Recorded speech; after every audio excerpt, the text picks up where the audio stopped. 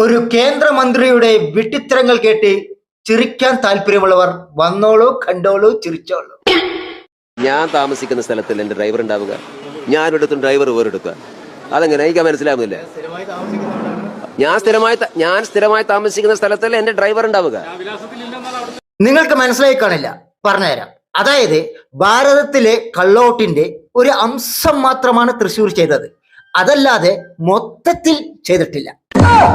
അപ്പോൾ പിന്നെ ഇത് എങ്ങനെ കള്ളവോട്ടെന്ന് ആരോപിക്കുന്നു എന്നാണ് മുരളീധരൻ പറയുന്നത്. 1.5 വർഷമായി സുരേഷ് ഗോപി വാടകയ്ക്ക് താമസിക്കുന്ന ഒരു വീടാണ്. അദ്ദേഹം വാടക ഒഴിഞ്ഞപ്പോൾ ആ വീട് വിറ്റു. സുരേഷ് ഗോപിക്ക് ആ വാടക വീട് വിലക്കെടുക്കാൻ പറ്റുമോ? ആ വീട് വേറൊരാൾക്ക് വിറ്റു. ഇപ്പൊ അവിടെ താമസമില്ല, അത് എല്ലാവർക്കും അറിയുന്ന കാര്യമാണല്ലോ. അദ്ദേഹം ഡൽഹിയിലാണ് താമസം എന്നുള്ളത്.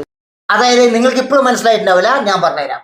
താമസിക്കുമ്പോൾ തിരുവനന്തപുരക്കാരൻ, കാറ് വാങ്ങുമ്പോൾ പോണ്ടിച്ചേരിക്കാരൻ, വോട്ട് ചെയ്യുമ്പോൾ തൃശ്ശൂരുകാരൻ. സത്യത്തിൽ കൊല്ലത്തുകാരൻ ആരാണ് സാറേ? വെറുതെ എന്തിനാ പ്രതികരിക്കുന്നത്? 10,75,000 വോട്ടിൽ ഒരാൾ ജയിച്ചിട്ട് നിങ്ങൾ അദ്ദേഹത്തിന്റെ പിന്നാലെ നടക്കുകയല്ലേ? ഓരോ വിവാദം ഉണ്ടാകും, എല്ലാ വിവാദത്തിലും അദ്ദേഹത്തിന് നമ്മൾ ഒരാൾക്കെതിരെ ആരോപണം വയ്ക്കുമ്പോൾ വസ്തുതയുണ്ടാവണം. ആ വസ്തു അടിസ്ഥാനത്തിലാണ് ഒരു യൂത്ത് കോൺഗ്രസിന്റെ KSUകാരനെ കൊണ്ട് കേസ് കൊടുപ്പിക്കുക. എന്നൊരു നാണക്കേടാണ് ഇതൊക്കെ. സുരേഷ് ഗോപിയെ കാണുവാനില്ല, അതുപോലെ പ്രിയങ്കാ ഗാന്ധിയെ കാണുവാനില്ല എന്ന് പറഞ്ഞ പരാതി വയനാട്ടിലുണ്ടല്ലോ. അതിനെ കുറിച്ച് ഇവർ പറയാത്തത്. സുരേഷ് ഗോപി മന്ത്രിയായിട്ട് അദ്ദേഹം മന്ത്രിയുടെ ഓഫീസിലെങ്കിലും ഉണ്ട്. പ്രിയങ്കാ ഗാന്ധി ഈ വഴിക്ക് തിരിഞ്ഞു നോക്കുന്നില്ലല്ലോ. ജയിച്ചത് മുഴുവൻ കള്ളോട്ടും വാങ്ങി ഉഡായിപ്പ് പരിപാടിയിലൂടെ.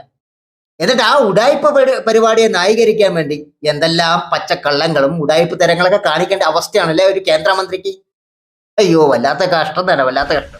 ഇതാണ് ഞാൻ കേന്ദ്രമന്ത്രി ആവാത്തത്. അപ്പൊ നമുക്ക് മനസ്സിലായ